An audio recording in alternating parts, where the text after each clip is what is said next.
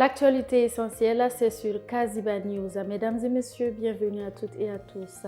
Actualité nationale, le gouvernement lance plus de 110 milliards de francs CFA d'investissements structurants. Le président Ibrahima Traoré a présidé un conseil des ministres décisif avec 3 annonces majeures.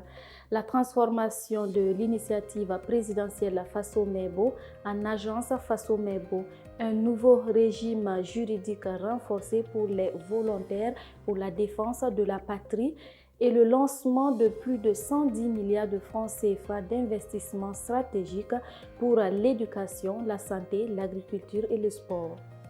Ces mesures visent à accélérer le développement national, sécuriser la défense et valoriser toutes les régions du pays. Le syllabaire Rwamba valorise les langues nationales. Lassane Rwamba invente un syllabaire innovant pour transcrire les langues burkinabè, un outil authentiquement local qui unifie et valorise le patrimoine linguistique national.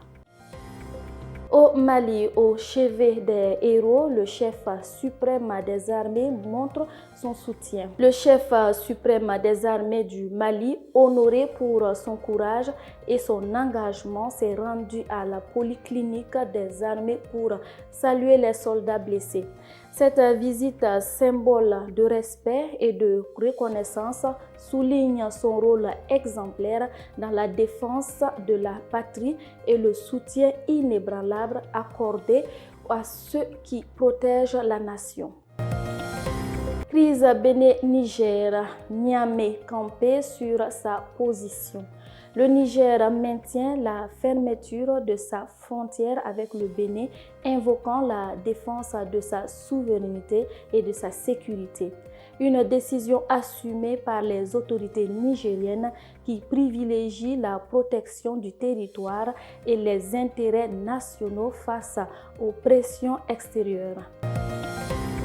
Mesdames et messieurs, nous tournons la page à l'international. Minerai de la RDC, l'offensive américaine. La RDC a transmis aux États-Unis une liste de projets miniers à examiner. Présentée comme un partenariat stratégique, cette initiative révèle surtout l'appétit de Washington pour les ressources congolaises au cœur de rivalités géopolitiques. Méditerranée, Paris cible un pétrolier russe. La France a arraisonné un pétrolier russe en Méditerranée, l'accusant de contourner les sanctions occidentales.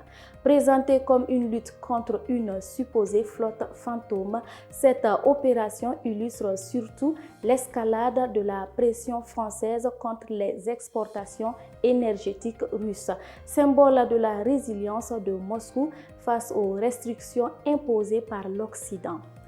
Fin de ce Kaziba News. Mesdames et messieurs, merci de l'avoir suivi. L'actualité se poursuit sur nos différentes plateformes www.kazibatv.bf.